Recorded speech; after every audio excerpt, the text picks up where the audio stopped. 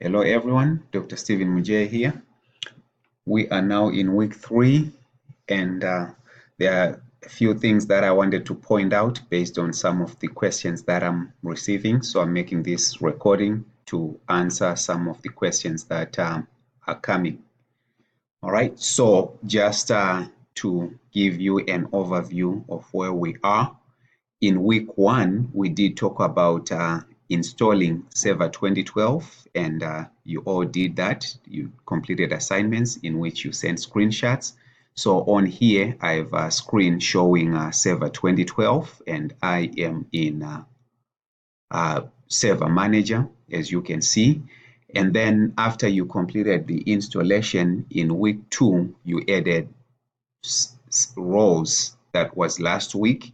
And some of the roles that you added are ADDS as well as DNS. Those are the two that I have on this server. But in your situation, you probably have more. You have DHCP, and I just haven't installed those other roles on this particular server yet.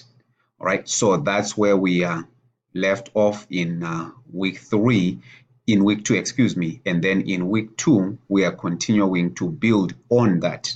Now that we have Active Directory installed, we can now go into the Active Directory users and computers. All right, and this is what the first assignment is about, the user and group management assignment. So you can see that on this server, I did name it Canyon ITT 121. That's the name of my domain, as you can see here. And within that domain, I do have different users. There's users and groups. Okay, so if I scroll down, you'll notice that like this sales group, I created it, the finance group, the instruction, the HR, the research, all those are groups that I created. You also notice that I added some users. What I simply did is I went to the class roster and added some users, like the ones that are the first 3 people on the class roster are showing up here. I have Amy, Diana, and Eliza. Okay, so and the process of adding either groups or users is very simple and straightforward in a Active Directory. You can simply click this icon here that will add users. This here will create your groups. So I could go to users, and the next person on the roster is Jeff. So I'll type in Jeff, and then the last name is Frey. I'll go with initial, then last name as the username, and then click next. You'd have to type in you can assign them a password, which they can change at the next logon. That's normally what I do. So I'll give them a password. It has to meet the password complexity requirements.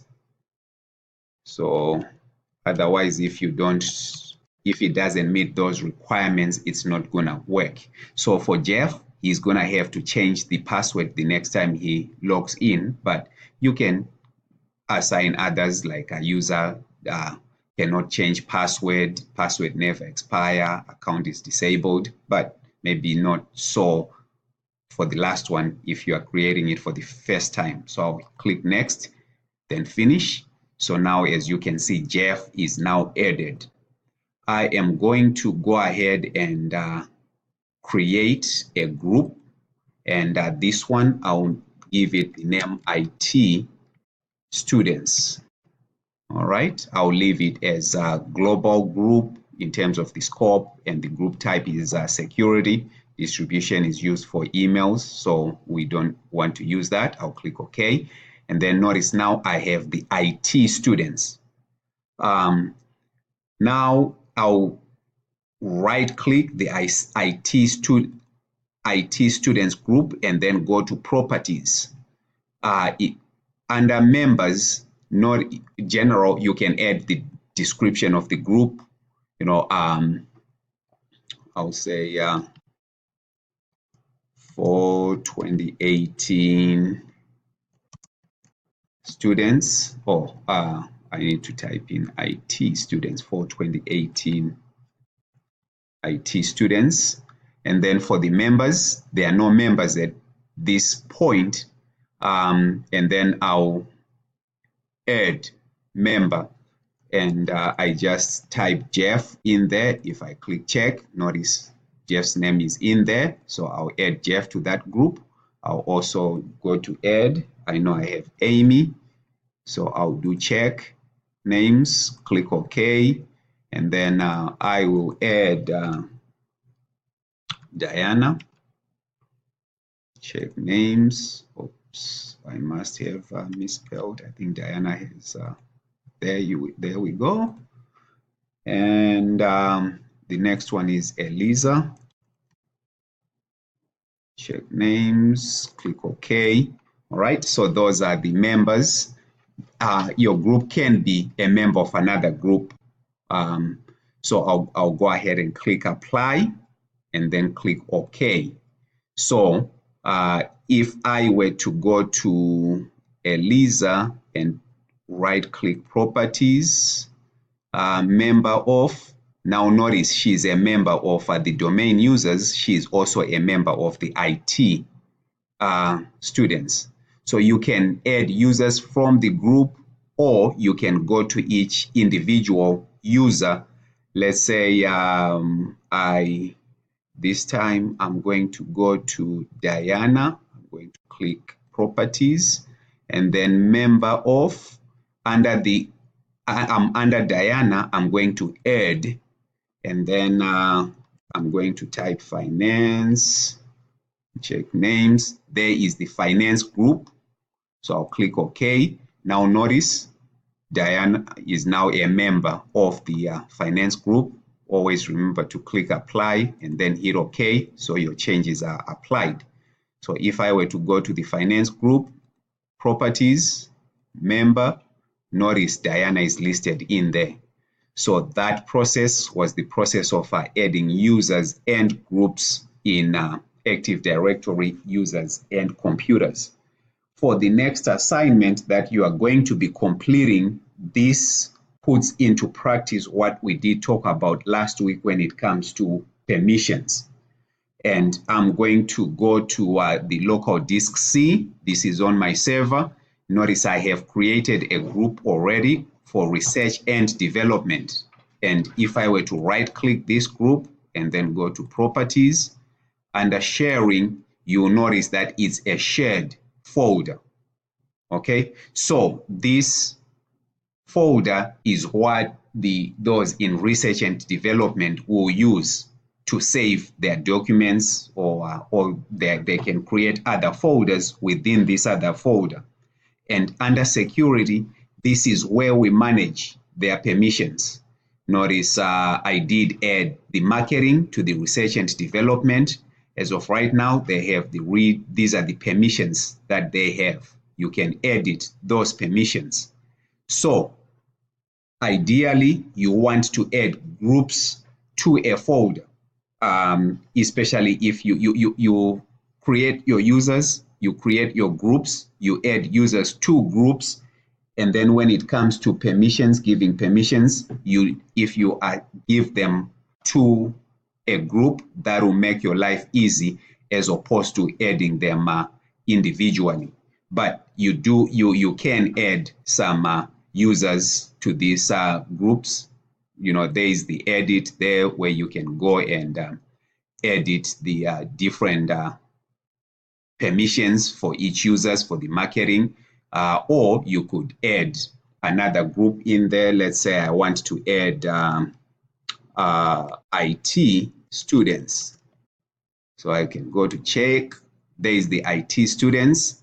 And now the IT students are added to the research and development. But for the IT students, I want to give them full control. I'll apply. So all the IT students now have full control to this research and development folder. So any files that are saved within this folder or any other folders, they'll inherit the permissions that I have set for this group. So that's, as I mentioned, putting into practice the things that we covered last week. So I will go ahead and add another group. I'll name this group budget. Okay, so after creating it, I'll right click. There is the share. You can share with specific people. So for this group, you can share with everyone, or you can find people. But to simplify things, you can share it with actually for this one, I'm going to share it with everyone. And then I'll click share. So everyone, the budget, that's probably not the best way to do it in real life, because everyone now can see the budget group. But if you go to permissions under security, you can manage those. I mean, you can manage things more from here. You could go to add, for the budget, I'm going to add the finance people, and then click OK. And now the finance people, I want to give them full control. I'll apply. And let's also add the IT students, since they are going to be fixing things. The IT students are added. Let's give them full permissions. Apply, click OK. So as somebody from IT, they can view, they have full permissions to the folders, to the documents that are listed in here. And of course, you can, there are some things like inherited permissions. It gets more complex than this, but hopefully you get the idea in terms of adding your users. After you add your users, you create different folders. And then within those folders, you can add users or groups. You can assign permissions to those permissions within that folder.